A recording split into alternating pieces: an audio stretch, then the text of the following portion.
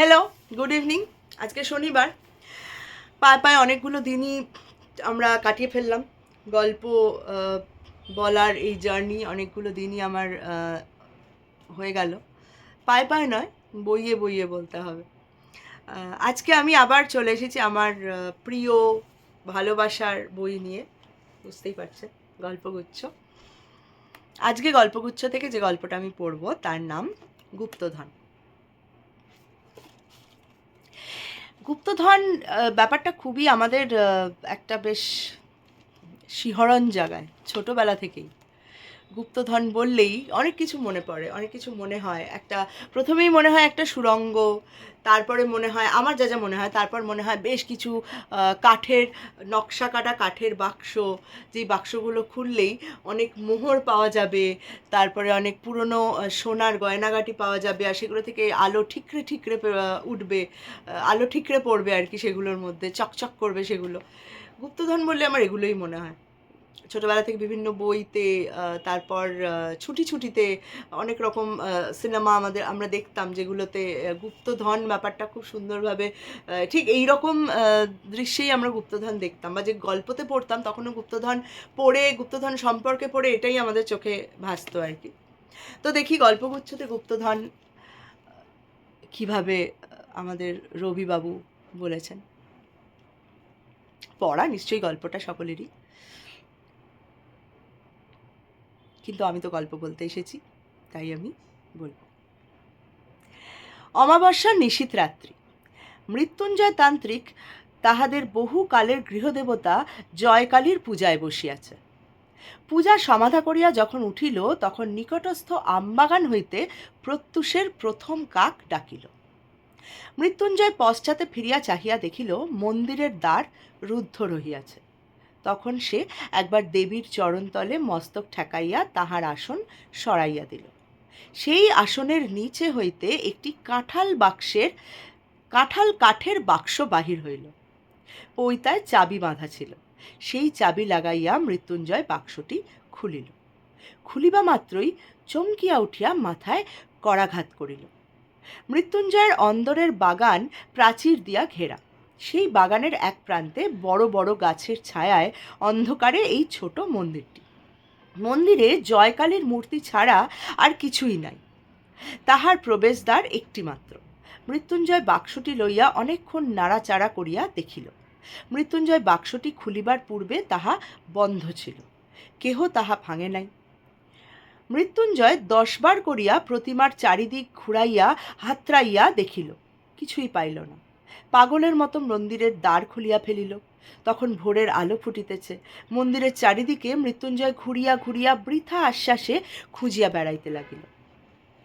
সকালবেলাকার আলোক যখন পরিস্ফুট হইয়া উঠিল, তখন সে বাহিরের চণ্ডী মণ্ডপে আসিয়া মাথায় হাত দিয়া বসিয়া ভাবিতে লাগিল। সমস্ত রাত্রি অনিদ্রার পর ক্লান্ত শরীরে একটু তন্দ্রা আসিয়াছে।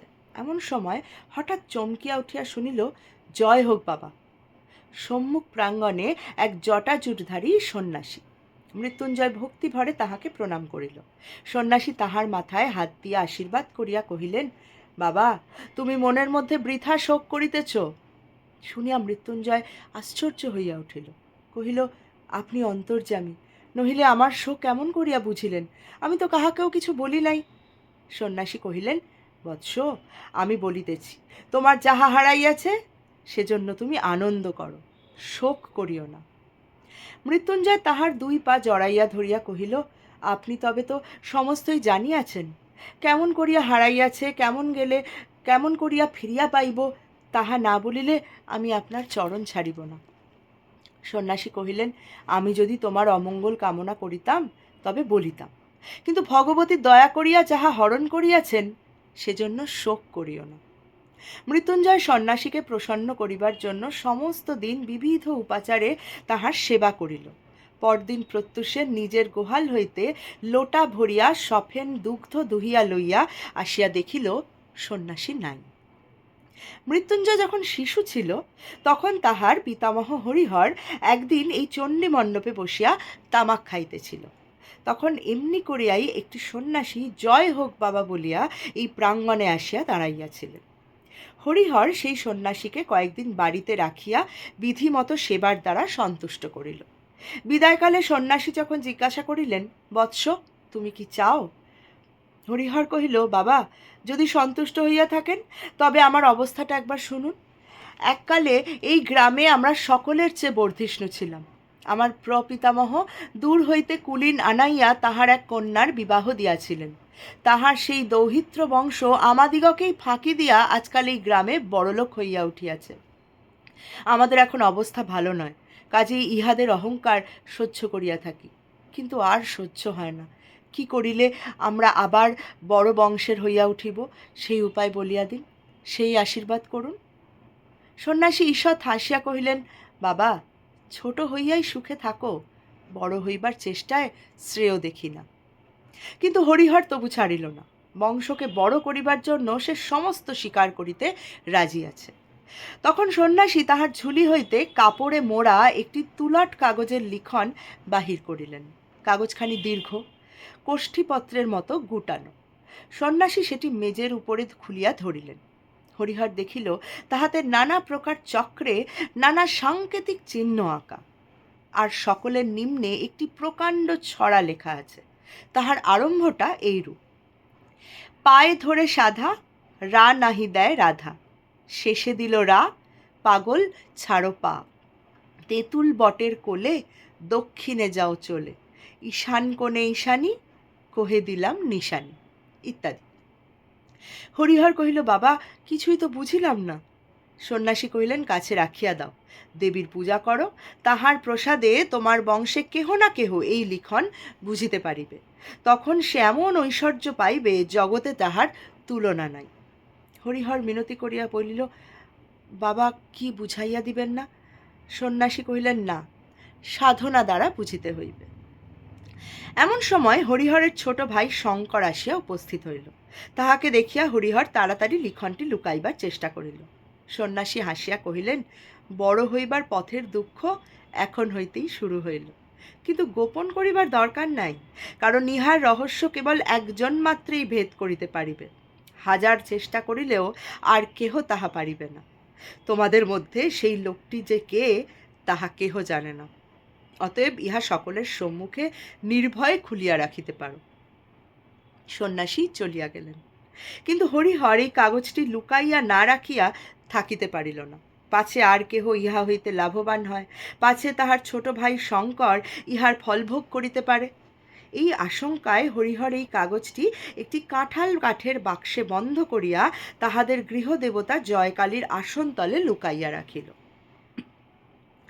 প্রত্যেক অমাবস্যায় নিশীথ রাত্রে দেবীর পূজা সারিয়া সে একবার করিয়া সেই কাগজটি খুলিয়া দেখিত, যদি দেবী প্রসন্ন হইয়া তাহাকে অর্থ বুঝিবার শক্তি দেন।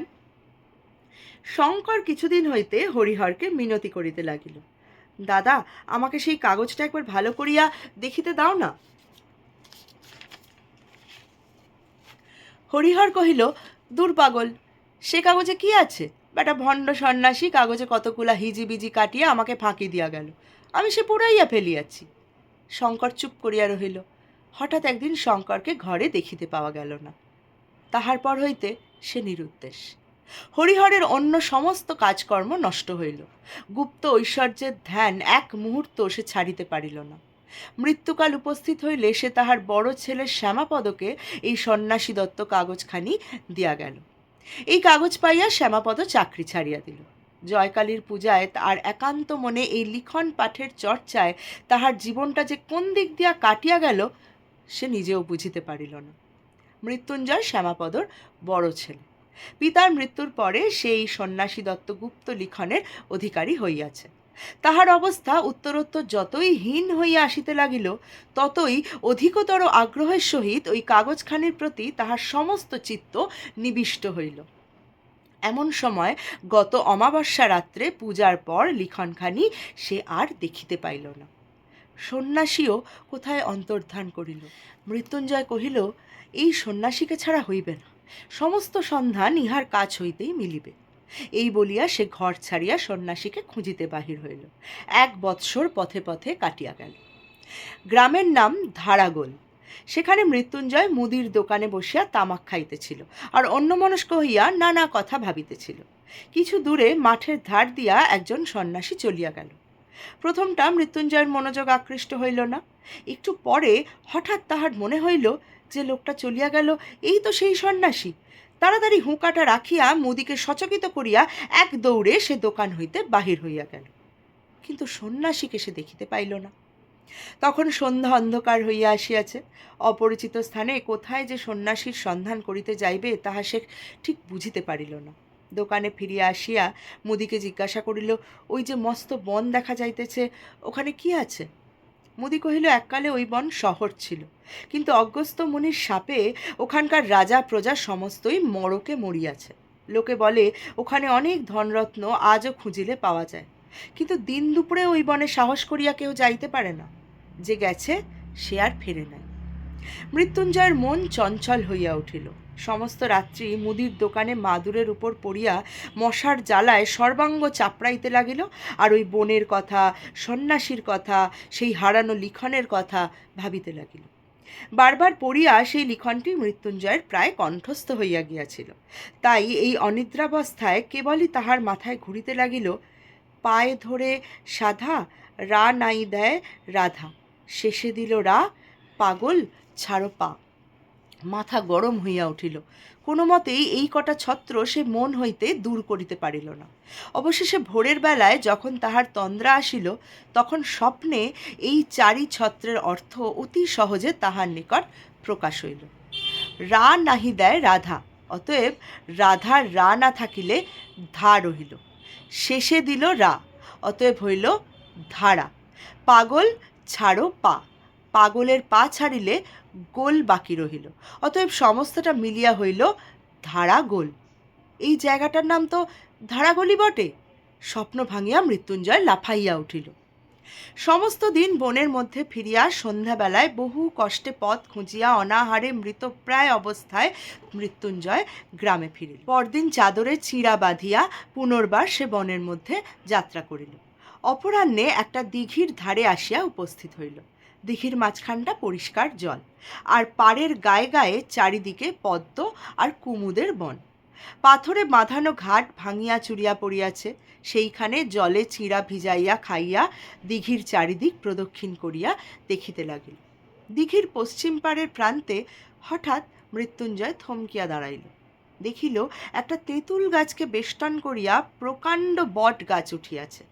তৎক্ষণাৎ তাহার মনে পড়িল, তেঁতুল বটের কোলে দক্ষিণে যাও চলে।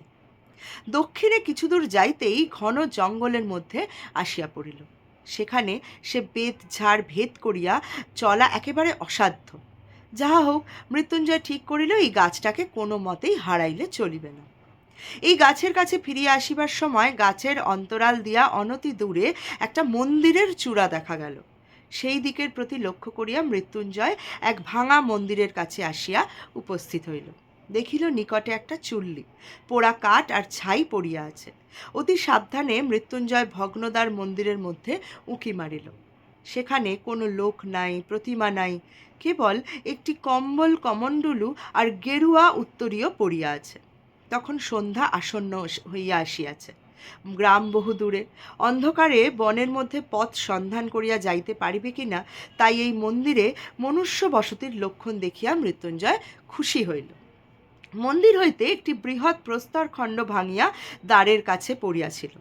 সেই পাথরের উপর বসিয়া নত শিরে ভাবিতে ভাবিতে মৃত্যুঞ্জয় হঠাৎ পাথরের গায়ে কি যেন লেখা দেখিতে পাইল। ঝুঁকিয়া পড়িয়া দেখিল একটি চক্র আঁকা। তাহার মধ্যে কতক স্পষ্ট, কতক লুপ্তপ্রায়ভাবে নিম্নলিখিত সাংকেতিক অক্ষর লেখা আছে। এই লেখাটা আমি দেখাচ্ছি, আমি জানি না এটা দেখা যাবে কিনা। এইটা হলো লেখাটা। এই চক্রটি মৃত্যুঞ্জয়ের সুপরিচিত। কত অমাবস্যা রাত্রে পূজাগৃহে সুগন্ধ ধূপের ধূমে ঘৃত দীপালোকে তুলট কাগজে অঙ্কিত এই চক্র চিহ্নের উপরে ঝুঁকিয়া পড়িয়া রহস্য ভেদ করিবার জন্য একাগ্র মনে সে দেবীর প্রসাদ চেয়েছে। আজ অভীষ্ট সিদ্ধির অত্যন্ত সন্নিকটে আসিয়া তাহার সর্বাঙ্গ যেন কাঁপিতে লাগিল। পাছে তীরে আসিয়া তরি ডোবে, পাছে সামান্য একটা ভুলে তাহার সমস্ত নষ্ট হইয়া যায়, পাছে সেই সন্ন্যাসী পূর্বে আসিয়া সমস্ত উদ্ধার করিয়া লইয়া গিয়া থাকে, এই আশঙ্কায় তাহার বুকের মধ্যে তোলপাড় করিতে লাগিল। এখন যে তাহার কি কর্তব্য তাহা সে ভাবিয়া পাইল না। তাহার মনে হইল সে হয়তো তাহার ঐশ্বর্য ভাণ্ডারের ঠিক উপরেই বসিয়া আছে, অথচ কিছুই জানিতে পারিতেছে না। বসিয়া বসিয়া সে কালী নাম জপ করিতে লাগিল। সন্ধ্যায় অন্ধকার নিবিড় হইয়া আসিল, ঝিল্লির ধ্বনিতে বনভূমি মুখর হইয়া উঠিল। এমন সময় কিছু দূর ঘন বনের মধ্যে অগ্নির দীপ্তি দেখা গেল। মৃত্যুঞ্জয় তাহার প্রস্তারসন ছাড়িয়া উঠিয়া পড়িল, আর সেই শিখা লক্ষ্য করিয়া চলিতে লাগিল। বহু কষ্টে কিছুদূর গিয়া একটা অশ্বত্থ গাছের গুঁড়ির অন্তরাল হইতে স্পষ্ট দেখিতে পাইল তাহার সেই পরিচিত সন্ন্যাসী অগ্নির আলোকে সেই তুলটের লিখন মেলিয়া একটি কাঠি দিয়া ছাইয়ের উপরে এক মনে অঙ্ক কষিতেছে। মৃত্যুঞ্জয়ের ঘরের সেই পৈতৃক তুলটের লিখন। আরে ভণ্ড, চোর! এই জন্যই সে মৃত্যুঞ্জয়কে শোক করিতে নিষেধ করিয়াছিল বটে। সন্ন্যাসী একবার করিয়া অঙ্ক কষিতেছে, আর একবার মাপকাঠি লইয়া জমি মাপিতেছে। কিয়দ্দূর মাপিয়া হতাশ হইয়া ঘাড় নাড়িয়া পুনর্বার আসিয়া অঙ্ক কষিতে প্রবৃত্ত হইতেছে।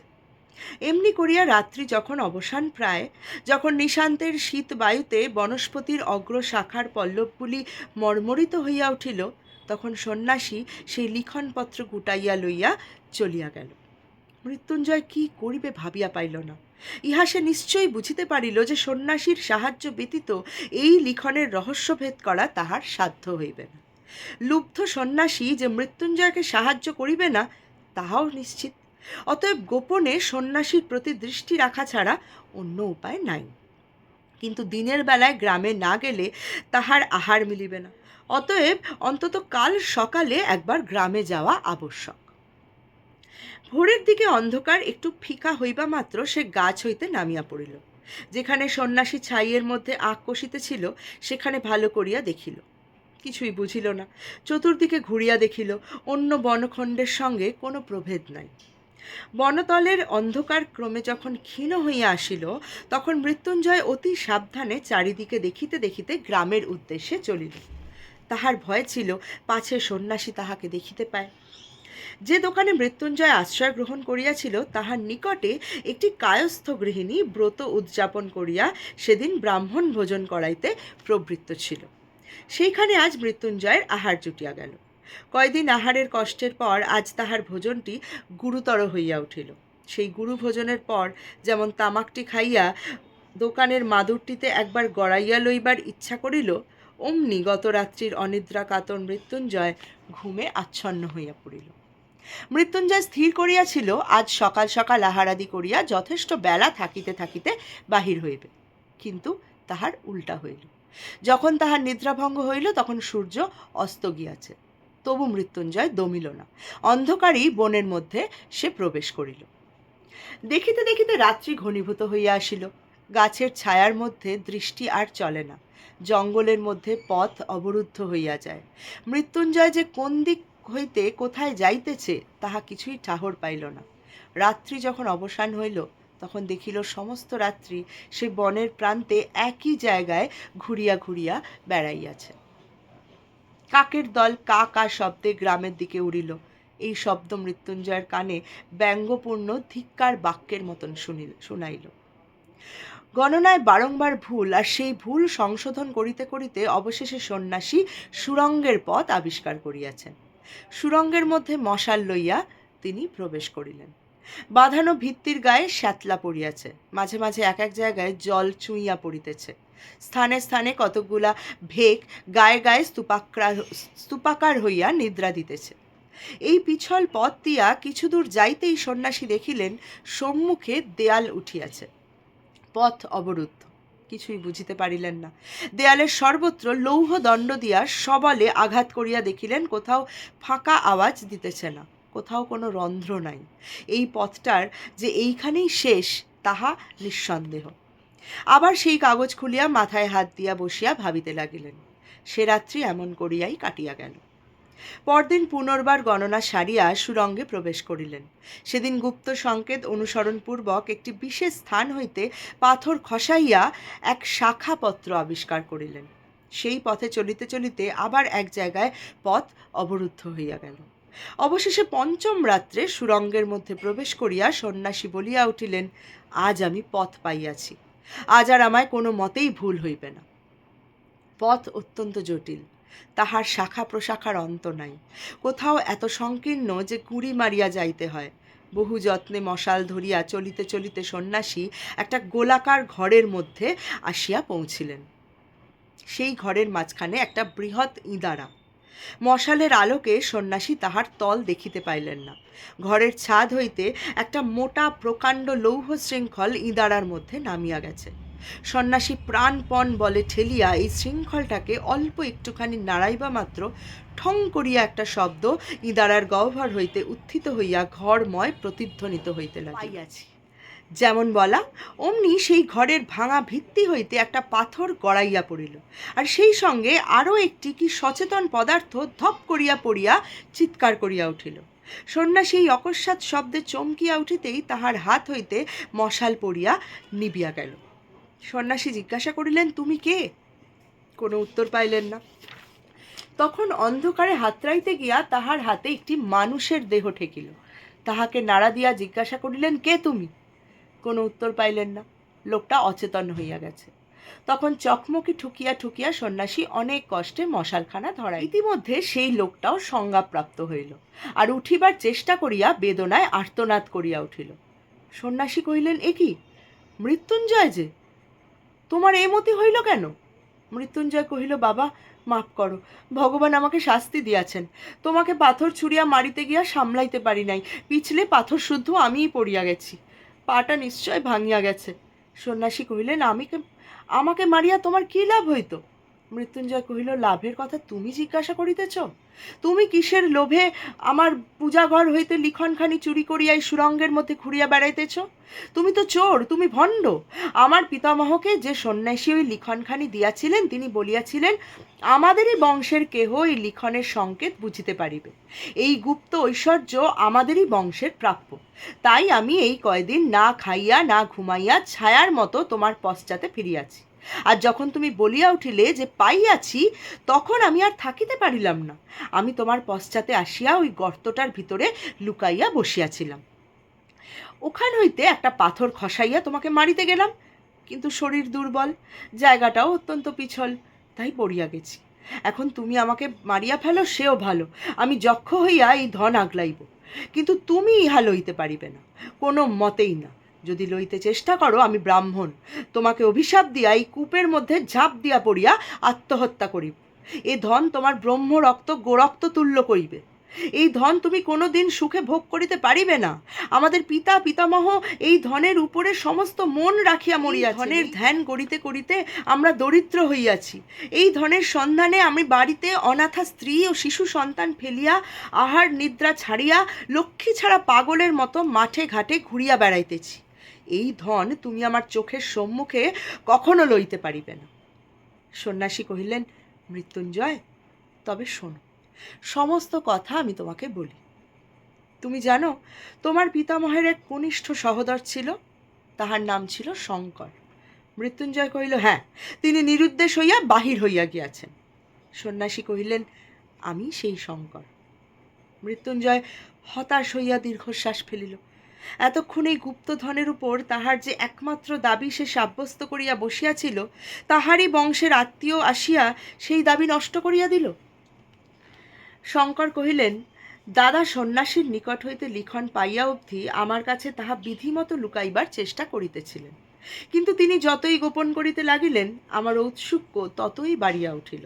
তিনি দেবীর আসনের নিচে বাক্সের মধ্যে ওই লিখনখানি লুকাইয়া রাখিয়াছিলেন। আমি তাহার সন্ধান পাইলাম, আর দ্বিতীয় চাবি বানাইয়া প্রতিদিন অল্প অল্প করিয়া সমস্ত কাগজখানা নকল করিতে লাগিলাম। যেদিন নকল শেষ হইল, সেই দিনই আমি এই ধনের সন্ধানে ঘর ছাড়িয়া বাহির হইলাম। আমারও ঘরে অনাথা স্ত্রী এবং একটি শিশু সন্তান ছিল, আজ তাহারা কেহ বাঁচিয়া নাই। কত দেশ দেশান্তরে ভ্রমণ করিয়াছি, তাহা বিস্তারিত বর্ণনার প্রয়োজন নাই। সন্ন্যাসী দত্ত এই লিখন নিশ্চয় কোনো সন্ন্যাসী আমাকে বুঝাইয়া দিতে পারিবেন, এই মনে করিয়া অনেক সন্ন্যাসীর আমি সেবা করিয়াছি। অনেক ভণ্ড সন্ন্যাসী আমার ওই কাগজের সন্ধান পাইয়া তাহা হরণ করিবারও চেষ্টা করিয়াছে। এই রূপে কত বৎসরের পর বৎসর কাটিয়াছে। আমার মনে এক মুহূর্তের জন্য সুখ ছিল না, শান্তি ছিল না। অবশেষে পূর্ব জন্মার্জিত পুণ্যের বলে কুমায়ুন পর্বতে বাবা স্বরূপানন্দ স্বামীর সঙ্গ পাইলাম। তিনি আমাকে কহিলেন, বাবা, তৃষ্ণা দূর করো, তাহা হইলেই বিশ্বব্যাপী অক্ষয় সম্পদ আপনিই তোমাকে ধরা দিবে। তিনি আমার মনের দাহ জুড়াইয়া দিলেন। তাহার প্রসাদে আকাশের আলোক আর ধরণীর শ্যামলতা আমার কাছে রাজ সম্পদ হইয়া উঠিল।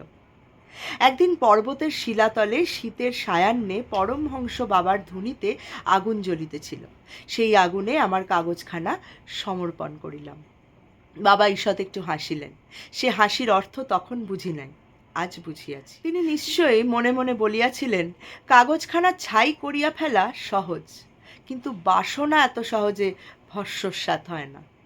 কাগজখানার যখন কোনো চিহ্ন রইল না, তখন আমার মনের চারিদিক হইতে একটা নাগপাশ বন্ধন যেন সম্পূর্ণরূপে খুলিয়া গেল।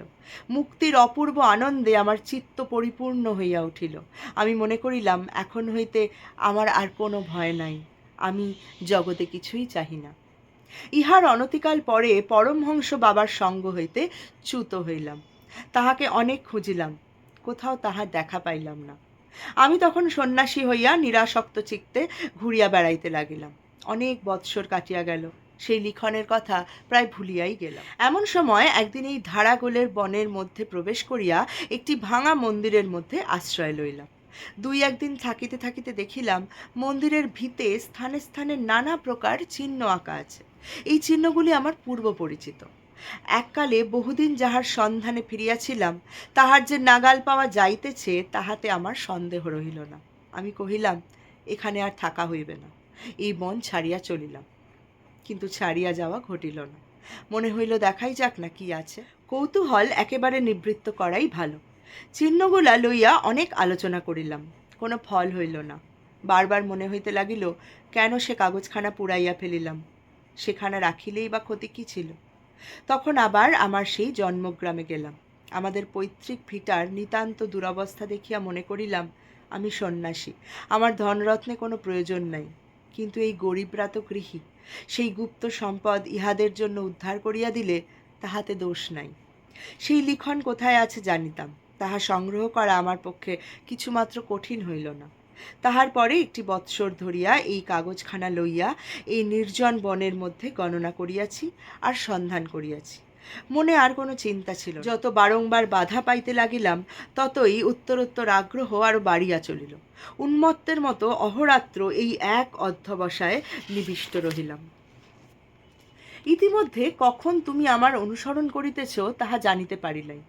আমি সহজ অবস্থায় থাকিলে তুমি কখনোই নিজেকে আমার কাছে গোপন রাখিতে পারিতে না। কিন্তু আমি তন্ময় হইয়াছিলাম, বাহিরের ঘটনা আমার দৃষ্টি আকর্ষণ করিত না। তাহার পরে যাহা খুঁজিতেছিলাম, আজ এইমাত্র তাহা আবিষ্কার করিয়াছি।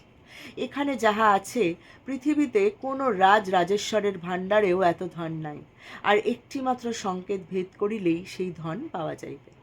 এই সংকেতটি সর্বাপেক্ষা দুরূহ, কিন্তু এই সংকেতও আমি মনে মনে ভেদ করিয়াছি। সেই জন্যই পাইয়াছি বলিয়া মনের উল্লাসে চিৎকার করিয়া উঠিয়াছিলাম। যদি ইচ্ছা করি, তবে আর এক দণ্ডের মধ্যে সেই স্বর্ণ মাণিক্যের ভাণ্ডারের মাঝখানে গিয়া দাঁড়াইতে পারি। মৃত্যুঞ্জয় শঙ্করের পা জড়াইয়া ধরিয়া কহিল, তুমি সন্ন্যাসী, তোমার তো ধনের কোনো প্রয়োজন নাই, আমাকে সেই ভাণ্ডারের মধ্যে লইয়া যাও, আমাকে বঞ্চিত করিও না। শঙ্কর কহিলেন, আজ আমার শেষ বন্ধন মুক্ত হইয়াছে। তুমি ওই যে পাথর ফেলিয়া আমাকে মারিবার জন্য উদ্যত হইয়াছিলে, তাহার আঘাত আমার শরীরে লাগে নাই, কিন্তু তাহা আমার মহাবরণকে ভেদ করিয়াছে। তৃষ্ণার করাল মূর্তি আজ আমি দেখিলাম।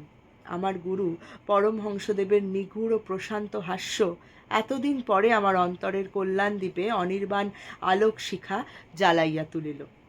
মৃত্যুঞ্জয় শঙ্করের পা ধরিয়া পুনরায় কাতর স্বরে কহিল, তুমি তো মুক্ত পুরুষ, আমি মুক্ত নহি, আমি মুক্তি চাহি না, আমাকে এই ঐশ্বর্য হইতে বঞ্চিত করিতে পারিবে না তুমি।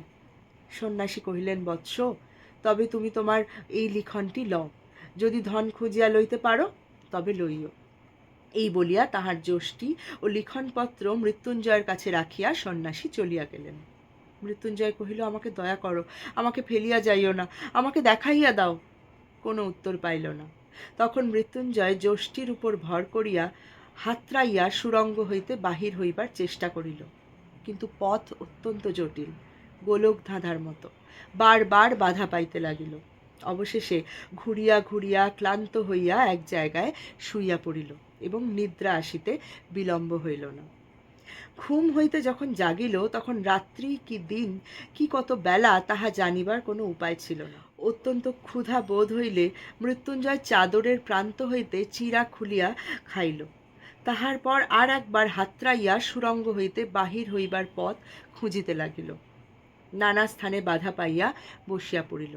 তখন চিৎকার করিয়া ডাকিল, ওগো সন্ন্যাসী, তুমি কোথায়? তাহার সেই ডাক সুরঙ্গের সমস্ত শাখা প্রশাখা হইতে বারংবার প্রতিধ্বনিত হইতে লাগিল। অনতি দূর হইতে উত্তর আসিল, আমি তোমার নিকটেই আছি, কি চাও বলো। মৃত্যুঞ্জয় কাতর স্বরে কহিল, কোথায় ধন আছে, আমাকে দয়া করিয়া দেখাইয়া দাও। তখন আর কোনো সাড়া পাওয়া গেল না। মৃত্যুঞ্জয় বারংবার ডাকিল, কোনো সাড়া পাইল না। দণ্ড প্রহরের দ্বারা অবিভক্ত এই ভূতলগত চিররাত্রির মধ্যে মৃত্যুঞ্জয় আর একবার ঘুমাইয়া লইল। ঘুম হইতে আবার সেই অন্ধকারের মধ্যে জাগিয়া উঠিল, চিৎকার করিয়া ডাকিল, ওগো, আছো কি? নিকট হইতেই উত্তর পাইল, এইখানেই আছি, কি চাও বলো। মৃত্যুঞ্জয় কহিল, আমি আর কিচ্ছু চাই না, আমাকেই সুরঙ্গ হইতে উদ্ধার করিয়া লইয়া যাও। সন্ন্যাসী জিজ্ঞাসা করিলেন, তুমি ধন চাও না?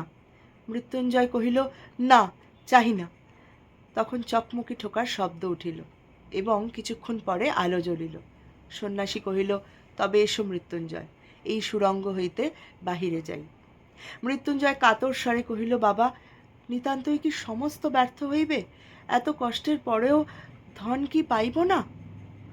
তৎক্ষণাৎ মশাল নিবিয়া গেল। মৃত্যুঞ্জয় কহিল, কি নিষ্ঠুর, বলিয়া সেইখানে বসিয়া পড়িয়া ভাবিতে লাগিল। সময়ের কোনো পরিমাণ নাই, অন্ধকারের কোনো অন্ত নাই। মৃত্যুঞ্জয়ের ইচ্ছা করিতে লাগিল তাহার সমস্ত শরীর মনের বলে এই অন্ধকারটাকে ভাঙিয়া চূর্ণ করিয়া ফেলে। আলোক, আকাশ আর বিশ্ব ছবির বৈচিত্র্যের জন্য তাহার প্রাণ ব্যাকুল হইয়া উঠিল। কহিল, ওগো সন্ন্যাসী, ওগো নিষ্ঠুর সন্ন্যাসী, আমি ধন চাই না, আমাকে উদ্ধার করো। সন্ন্যাসী কহিলেন, ধন চাও না? তবে আমার হাত ধরো, আমার সঙ্গে চলো। এবারে আর আলো জ্বলিল না। এক হাতে যষ্টি ও এক হাতে সন্ন্যাসীর উত্তরীয় ধরিয়া মৃত্যুঞ্জয় ধীরে ধীরে চলিতে লাগিল। বহুক্ষণ ধরিয়া অনেক আঁকা বাঁকা পথ দিয়া অনেক ঘুরিয়া ফিরিয়া এক জায়গায় আসিয়া সন্ন্যাসী কহিলেন, দাঁড়াও। মৃত্যুঞ্জয় দাঁড়াইল। তাহার পরে একটা মরি চাপড়া লোহার দ্বার খোলার উৎকট শব্দ শোনা গেল। সন্ন্যাসী মৃত্যুঞ্জয়ের হাত ধরিয়া কহিলেন, এসো। মৃত্যুঞ্জয় অগ্রসর হইয়া যেন একটা ঘরে প্রবেশ করিল। তখন আবার চকমকি ঠোকার শব্দ শোনা গেল।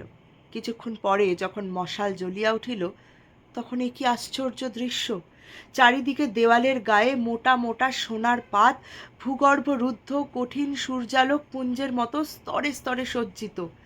মৃত্যুঞ্জয়ের চোখ দুইটা জ্বলিতে লাগিল। সে পাগলের মতন বলিয়া উঠিল, এ সোনা আমার, এ আমি কোনো মতেই ফেলিয়া যাইতে পারিব না।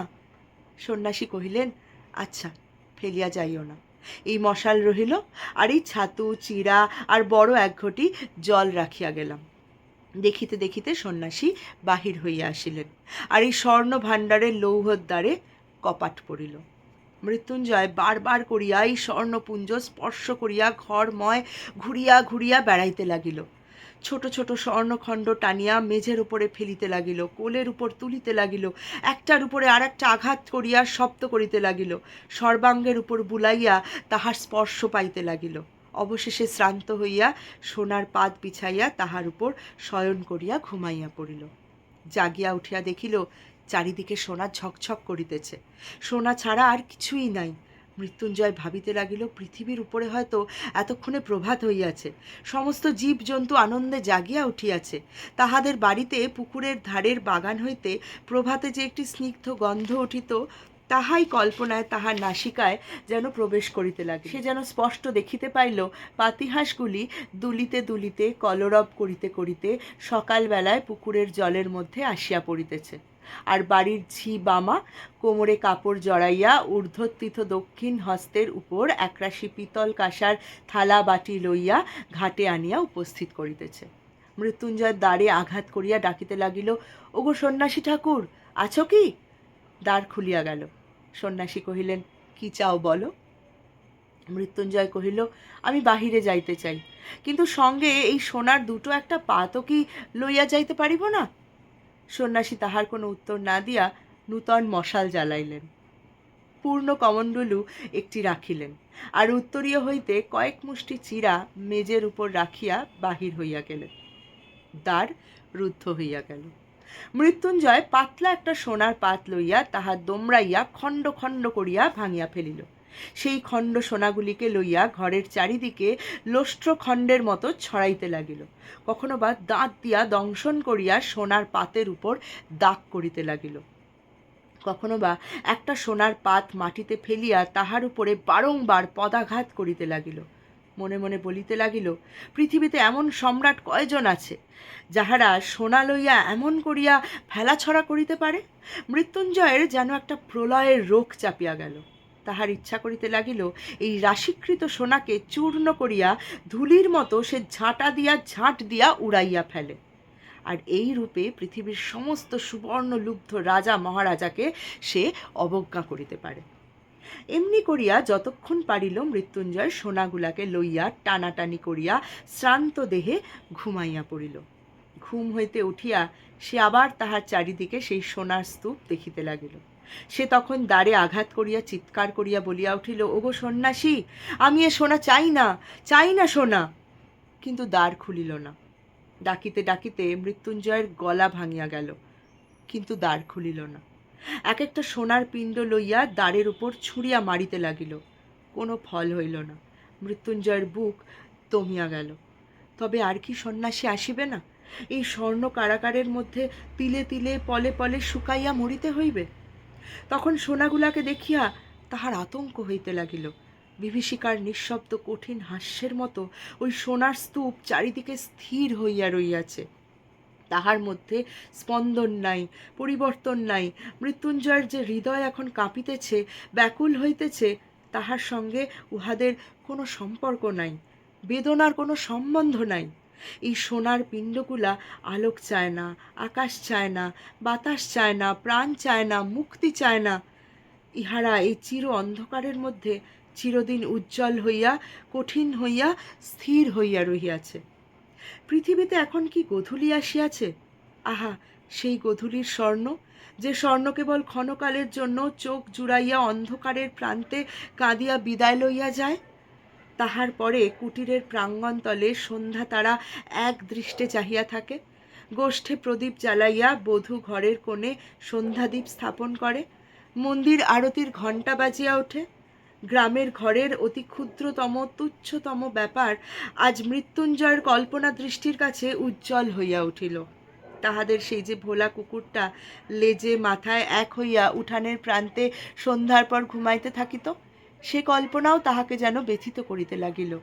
ধারাগোল গ্রামে কয়দিন সেই যে মুদির দোকানে আশ্রয় লইয়াছিল, সেই মুদি এতক্ষণ রাত্রে প্রদীপ নিবাইয়া দোকানের ঝাঁপ বন্ধ করিয়া ধীরে ধীরে গ্রামের বাড়ি মুখে আহার করিতে চলিয়াছে। এই কথা স্মরণ করিয়া তাহার মনে হইতে লাগিল, মুদি কি সুখেই আছে। আজ কি বার কে জানে? যদি রবিবার হয় তবে এতক্ষণে হাটের লোক যে যার আপন আপন বাড়ি ফিরিয়াছে। সঙ্গচ্যুত সাথীকে ঊর্ধ্বস্বরে ডাক পাড়িতেছে, দল বাঁধিয়া খেয়া নৌকায় পার হইতেছে। মেঠো রাস্তা ধরিয়া, শস্যক্ষেত্রের আল বাহিয়া, পল্লীর শুষ্ক বংশপত্র খচিত অঙ্গন পার্শ্ব দিয়া চাষি লোক হাতে দুটো একটা মাছ ঝুলাইয়া, মাথায় একটা চুপড়ি লইয়া, অন্ধকারে আকাশ ভরা তারার ক্ষীণালোকে গ্রামে গ্রামান্তরে চলিয়াছে।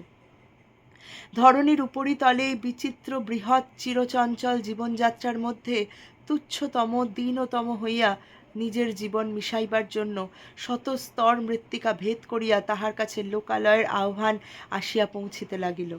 সেই জীবন, সেই আকাশ, সেই আলোক পৃথিবীর সমস্ত মণিমাণিক্যের চেয়ে তাহার কাছে দুর্মূল্য বোধ হইতে লাগিল। তাহার মনে হইতে লাগিল, কেবল ক্ষণকালের জন্য একবার যদি আমার সেই শ্যামা জননী ধরিত্রীর ধূলি ক্রোড়ে, সেই উন্মুক্ত আলোকিত নীলাম্বরের তলে, সেই তৃণপত্রের গন্ধ বাসিত বাতাস বুক ভরিয়া একটিমাত্র শেষ নিঃশ্বাসে গ্রহণ করিয়া মরিতে পারি, তাহা হইলেও জীবন সার্থক হয়। এমন সময় দ্বার খুলিয়া গেল। সন্ন্যাসী ঘরে প্রবেশ করিয়া কহিলেন, মৃত্যুঞ্জয়, কি চাও? সে বলিয়া উঠিল, আমি আর কিছুই চাই না। আমি এই সুরঙ্গ হইতে, অন্ধকার হইতে, গোলক ধাঁধা হইতে, এই সোনার গারদ হইতে বাহির হইতে চাই। আমি আলোক চাই, আমি আকাশ চাই, আমি মুক্তি চাই। সন্ন্যাসী কহিলেন, এই সোনার ভাণ্ডারের চেয়ে মূল্যবান রত্ন ভাণ্ডার এখানে আছে, একবার যাইবে না? মৃত্যুঞ্জয় কহিল, না, যাইব না। সন্ন্যাসী কহিলেন, একবার দেখিয়া আসিবার কৌতূহল নাই? মৃত্যুঞ্জয় কহিল, না, আমি দেখিতেও চাই না। আমাকে যদি কৌপিন পড়িয়া ভিক্ষা করিয়া বেড়াইতে হয়, তবু আমি এখানে এক মুহূর্তও কাটাইতে ইচ্ছা করি না। সন্ন্যাসী কহিলেন, আচ্ছা, তবে এসো। মৃত্যুঞ্জয়ের হাত ধরিয়া সন্ন্যাসী তাহাকে সেই গভীর কূপের সম্মুখে লইয়া গেলেন। তাহার হাতে সেই লিখনপত্র দিয়া কহিলেন, এইখানি লইয়া তুমি কি করিবে? মৃত্যুঞ্জয় সেই পত্রখানি টুকরো টুকরো করিয়া ছিঁড়িয়া কূপের মধ্যে নিক্ষেপ করিল।